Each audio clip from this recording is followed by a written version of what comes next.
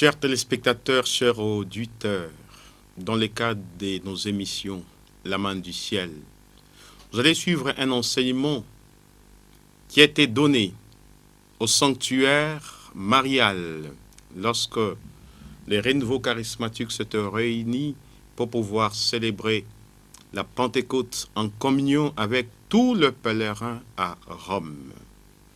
Cet enseignement s'inspire de 1 Corinthiens 12, versets 7 à 8. Certes, il y a diversité des dons spirituels, le même esprit, diversité de ministères, le même Seigneur, diversité d'opérations, le même Dieu qui opère tout en tous, car à chacun la manifestation a été donnée en vue du bien commun. Soyons attentifs pour suivre cet enseignement. Alléluia, alléluia, alléluia. Alléluia.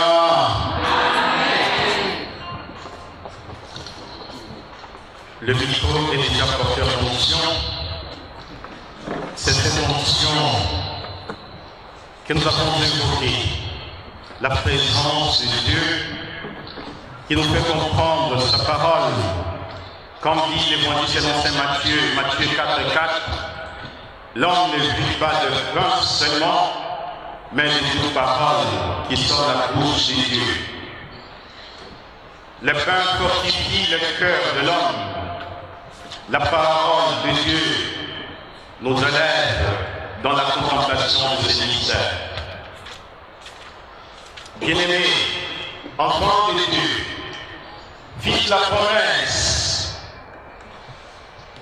Nous attendons la bonne déjà reçue. Cette manifestation d'en haut, cette promesse de Dieu le Père, comme la tête des actes des apôtres, au chapitre 1, verset 8, l'Esprit Saint, c'est des souffles nouveaux dont nous avons besoin. J'aimerais, bien aimé, articuler peut-être cet enseignement autour de 3 axes importants. D'abord, comprendre la personne du Saint-Esprit. L'abbé Ferdinand, dans ses enseignements, il nous a fait d'excellents enseignements là-dessus. Comprendre avant tout la personne du Saint-Esprit. En deuxième position, je pourrais intituler cet axe être en communion avec la personne de Jésus pour que se déploie dans ma vie les dons et les charismes. En troisième position, si Dieu nous accorde encore le temps, mais l'éternité nous appartient. Nous allons essayer de voir ensemble, mais ça sera donc la pratique, l'accueil des dons de l'Esprit Saint, l'accueil des charismes, comme dit l'apôtre Paul, 1 Corinthiens 12, 4 à 7. Certes, il y a diversité des dons spirituels, le même esprit, diversité de ministères, le même Seigneur. Alléluia. Alléluia. Alléluia. Bien-aimés, qui est l'Esprit Saint? Nous comprenons peut-être l'Esprit Saint nous approche à travers les images.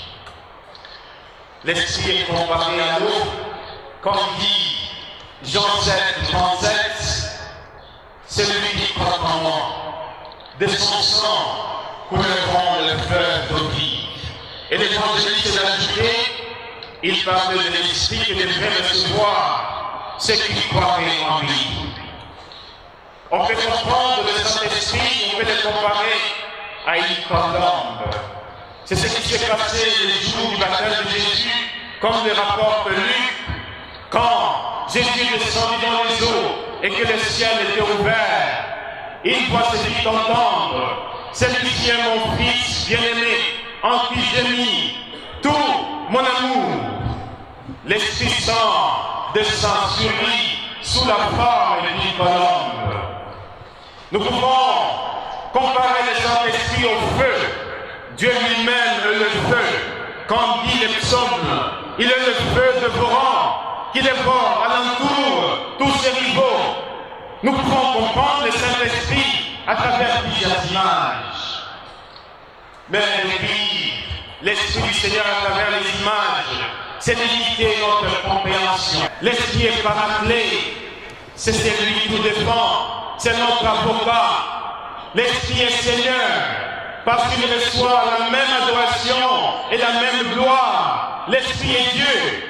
Nous pouvons le comprendre à travers ces différents attributs. Mais le Saint-Esprit, c'est avant tout une personne. C'est la première personne divine. Une personne est caractérisée par ses fonctions intellectuelles. Une personne est caractérisée par l'essence extérieure et l'essence intérieure. Quand l'Esprit viendra, il vous rappellera. Les hommes rappellent. L'Esprit est mémoire de Dieu le Père. Il vous enseignera toutes choses nouvelles. La personne qui enseigne est une personne intelligente, qui transmet la connaissance, qui dit ce qu'elle pense. L'Esprit a une notion. L'Esprit est libre. Comme dit Jésus à Nicodème, les vents soufflent où il veut, on entend sa voix, on sait d'où il vient et où il va. Il en est de quiconque, elle est d'en haut. L'Esprit Saint, il agit. L'Esprit Saint peut s'émouvoir. L'Esprit Saint peut parler. L'Esprit Saint voit. L'Esprit Saint entend, il a des oreilles. C'est pour cela que nous pouvons nous adresser à la personne du Saint-Esprit. Il nous entend. C'est l'Esprit qui nous établit dans la communion entre Dieu le Père et Dieu le Fils. Il est avant tout communion. Comme dit 2 Corinthiens 13, 13, c'est l'introduction de la messe, la grâce de notre Seigneur Jésus-Christ, l'amour de Dieu le Père et la communion de l'Esprit Saint sont toujours avec vous. Il nous introduit dans cette communion, la communion au Père, au Fils, la communion entre nous. Mais attention, le Saint-Esprit, quel est le nom du Saint-Esprit? Le Saint-Esprit, son nom, c'est le Saint-Esprit. Alléluia. Alléluia. Amen. Mais j'aimerais peut-être citer les noms en hébreu. La voix. La voix. Est-ce que vous pouvez répéter la voix? La voix. La voix. C'est comme un soleil. Vous voyez, quand nous prononçons la voix, il y a avant tout des souffles qui sortent de notre être. Je me rappelle un jour, c'était le frère Fontanamessa, ce prédicateur pontifical, cet homme, loin de Dieu, qui a un charisme d'enseignement et de prédication puissant. Il était invité à un rassemblement charismatique comme les autres. On l'attendait, il est venu en retard. On voulait à tout prix l'entendre, parce que quand il parle, les hommes sont suspendus à se lèvres. Quand il parle, c'est la sagesse qui coule. Quand il parle, il communique l'onction. Quand il parle, il ouvre l'intelligence aux Saintes Écritures. Nous l'attendions tellement, mais quand il est monté sur le podium, il est resté pendant 5 minutes en train de faire des gestes que personne ne pouvait interpréter. Alors on s'est dit, il est devenu fou, il est resté, il faisait ça, nous on voyait les gestes, mais on ne voyait pas la voix sortir de son être. Et quand il a ouvert la bouche, il a dit ceci, il a posé une question, pourquoi vous ne m'avez pas entendu? Parce que mon père ne m'avait pas parlé. Mais pourquoi je n'ai pas parlé? Mon père, parce que vous n'avez pas voulu parler. Il nous a dit, vous avez échoué. La parole de Dieu, ça prend tous les souffles. Et quand nous disons la voix, il y a avant tout des aspects importants. La voix, c'est avant tout le vent. Les jours apportent l'écoute. L'Esprit du Seigneur, cette promesse de Dieu le Père, s'est manifestée d'abord comme un vent. il y a eu un vent impétueux qui a secoué, il y a eu un tremblement de terre. La caractéristique du vent, c'est avant tout la violence. Les brins d'herbe se replient, se replient, le vent emporte. Il n'y a rien qui peut résister au vent. Et quand Dieu veut se manifester dans la puissance de son esprit, comme vent, tous ceux qui résistent à la sainteté de Dieu et en quelque sorte emportés pour que nos vies soient conformées à Dieu et à Dieu seul. Regardez le prophète Ézéchiel, à une période très critique, le temple était complètement détruit. Le peuple ne savait pas quoi faire. Point de temple, point de lieu de sacrifice. Comment retourner en terre promise. Dieu a donné à son prophète une vision. Dans sa vision, Dieu lui a dit, lève-toi, marche, monte sur la montagne, regarde. Et qu'est-ce que le prophète voyait? Il y avait tellement des ossements qui étaient desséchés. Des ossements qui avaient rempli la montagne, complètement desséchés, des ossements qui n'avaient plus de vie. Le Seigneur me pose la question, fils d'homme, est-ce que ces ossements peuvent-ils vivre? Que répond le prophète? Que répond le prophète? Que répond le prophète? Toi seul le sais, je suis incapable, je ne peux rien faire, mais toi seul le sais. Le Seigneur lui demande, prophétise, invoque les vents, l'esprit aux quatre vents, pour que ces ossements reprennent vie. Et quand le prophète a invoqué l'esprit aux quatre vents, le Saint-Esprit qui se manifeste comme le vent, ces ossements se sont rassemblés. Il dit, souffle encore. Et quand il a soufflé, ces ossements sont devenus un être vivant de l'Esprit du Seigneur. Ces ossements, c'est chacun d'entre nous lorsque nous sommes dépourvus de cette force de Dieu. Ces ossements, c'est l'Église en désarroi. Ces ossements, Dieu, oh, c'est ce souffle-là dont nous avons besoin. Quand l'Église est dépourvue de ces souffles, l'Évangile reste une lettre morte. La morale chrétienne devient une morale d'esclave. L'Esprit Saint, c'est une réalité qui existe tout simplement du temps des apôtres. L'Évangile n'a pas de consistance. Quand nous regardons l'univers, c'est un grand cosmos. Mais lorsque Dieu envoie son vent, les souffles de Dieu, les vents dans les douleurs d'enfantement, alors l'Église devient maintenant corps du Christ. La morale chrétienne nous libère de tout ce à quoi nous sommes encore attachés de manière charnelle. Nous avons besoin de ces souffles.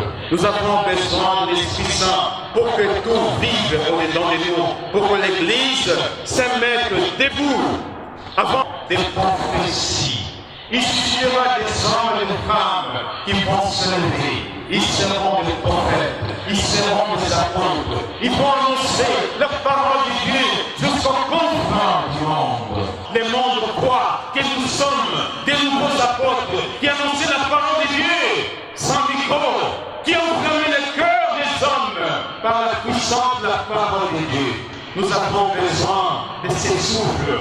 L'Esprit Saint doit souffler dans son Église. Alléluia. Alléluia. Le vent, mais attention, il n'agit pas tout simplement comme vent. Si le vent emporte pas son passage, mais le Saint-Esprit peut agir aussi de manière d'abord intime. Et quand il agit de manière intime, il agit avant tout comme le souffle. Les souffles dans les livres, le deuxième livre de Roi. Il fouillait aussi la reine Isabelle. Il en avait marre. Il a demandé à Dieu de prendre sa fille. Seigneur, vaut mieux que je meure que de continuer de vivre. Regarde, ils ont tué tous les prophètes. Prends ma vie. Et quand elle avait tellement marre, il s'est endormi. Il a fait faim. Voilà que la providence du Seigneur agit. Le Seigneur lui envoie un corbeau. il y apporte de quoi manger, le pain qui fortifie le cœur et l'âme, le pain qui nous conduit jusque dans le royaume de Dieu, le Eucharistie. Prends, mange, prends de force, parce que j'ai un rendez-vous avec toi. Élie s'est nourri de ce pain, il a continué. Le rendez-vous, c'était dans la grotte. Il est resté dans la grotte. Il a attendu que le Seigneur lui parle. Et Dieu est venu lui parler. Il y a eu le tremblement de terre. Il est sorti. Dieu n'était pas dans le tremblement de terre. Il y a eu l'ouragan. Il est sorti. Dieu n'était pas dans l'ouragan. Il y a eu le feu. Il est sorti. Dieu n'était pas dans le feu. Mais lorsqu'il y a eu un vent, un souffle léger, oh, c'est ce souffle-là qui s'apparente à la paix. Le Saint-Esprit est appelé le merveilleux conseiller. Le Concile Vatican est dans sa constitution dogmatique, Lumen au chapitre 4 dit ceci: l'Esprit Saint habite dans l'Église, il habite aussi dans le cœur de tous les fidèles. Le Saint-Esprit habite dans l'Église, il habite aussi dans le cœur de tous les fidèles. Et quand il habite dans le cœur de tous les fidèles, il souffle. Nous allons recevoir les souffles de Dieu pendant l'exercice du charisme, cette paix profonde, cette douceur, comme l'apôtre Paul nous dit, voici le fruit de l'Esprit, la foi, l'amour, la patience, la douceur. Et quand le Saint-Esprit se manifeste comme souffle, il nous parle, il nous chuchote à l'oreille, il devient notre ami intime, il apaise tout au-dedans de nous, tous les troubles qui s'éveillent, le Saint-Esprit apaise, il stabilise tout. Alors nous pouvons expérimenter la parole du psaume. Goûtez et voyez combien le Seigneur est bon. Alléluia. Alléluia. Alléluia. Bien-aimés, je passe à la deuxième partie. Ma communion avec la personne de Jésus plutôt fait déployer au-dedans de moi les dons et le charisme. Revenons 1 Corinthiens 12, 4 à 7.